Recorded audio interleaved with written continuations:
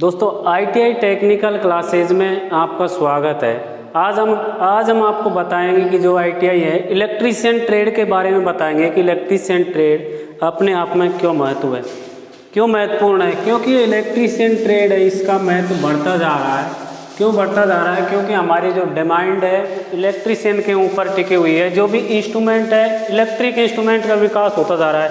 जैसे electric train है, यदि इंडस्ट्री में देखी जाए तो छोटी बड़ी मशीनों को चलाने के लिए जो उपयोग करते हैं इलेक्ट्रिक का ही उपयोग होता है।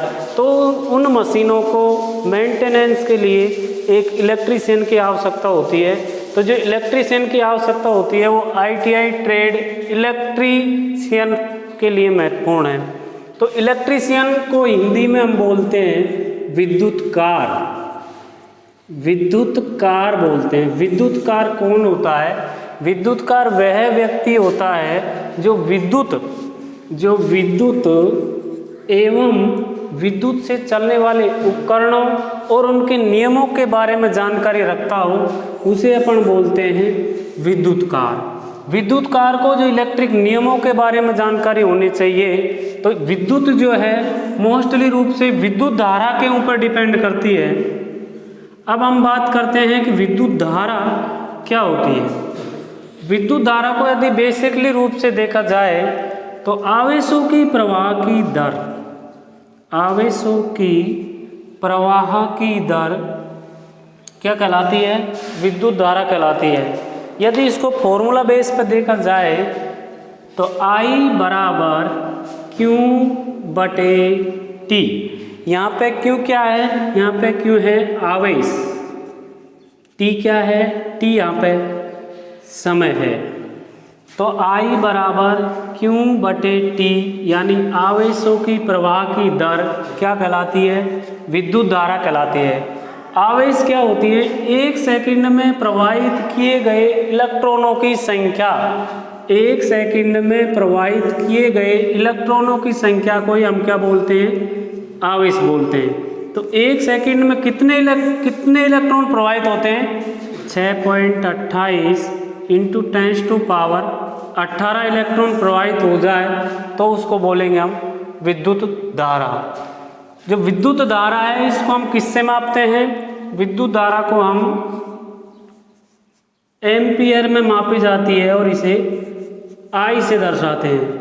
अब विद्युत धारा की कोई भी सर्किट में विद्युत धारा की उपस्थिति चेक करनी है तो उसके लिए हम फेज टेस्टर यूज करते हैं। फेज टेस्टर का उपयोग किया जाता है। विद्युत धारा के संबंधित नियमों के बारे में जानकारी के लिए हमको जो मूल रूप से नियम है वो है ओम का नियम।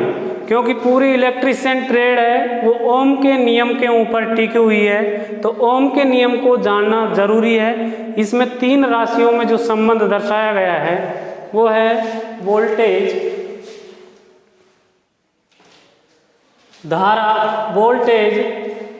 करंट और प्रतिरोध। यदि इन तीनों राशियों में से एक राशि अननोन है तो हम दोनों राशियों का मान ज्ञात कर सकते हैं। तो ओम का नियम के बारे में बात कर लेते हैं हम। ओम का नियम क्या होता है?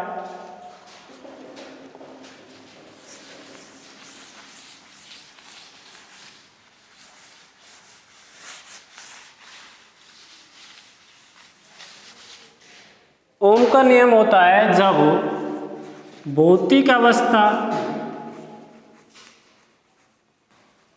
तथा तापमान स्थिर हो, जब भौतिक अवस्था तथा तापमान स्थिर हो तो किसी चालक के सिरों पर उत्पन्न विभवांतर उसमें बहने वाली विद्युत धारा के समानुपाती होता है।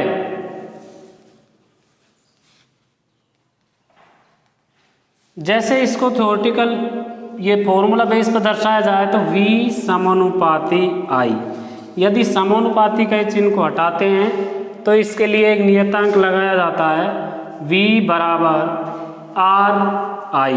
यहाँ पर R जो है, R यहाँ पर रेजिस्टेंस दर्शाता है, R बराबर है रेजिस्टेंस, I बराबर है करंट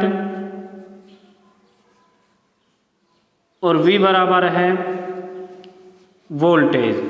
तो इलेक्ट्रीशियन जो विद्युतकार है उसको विद्युत एवं विद्युत से चलने वाले उपकरणों और उनके नियमों के बारे में जो जानकारी है उसी को अपन विद्युतकार बोलते हैं। विद्युतकार के पास में मोस्टली रूप से 4-5 इंस्ट्रूमेंटों का होना अनिवार्य है, जैसे फेज टेस्टर,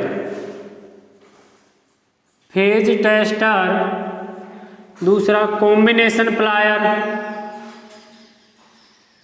तीसरा स्क्रू ड्राइवर,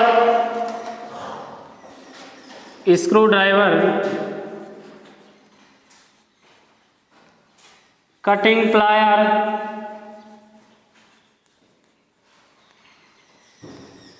प्लायर, ये इंस्ट्रूमेंटों का होना अनिवार्य है। यदि विद्युत पर कार्य कर रहा है तो उसको कार्यकारी वोल्टेज के बारे में नॉलेज होना भी आवश्यक है। जैसे फेज टेस्टर की यदि हम बात करें तो फेज टेस्टर का उपयोग हम 500 वोल्ट से अधिक नहीं कर सकते।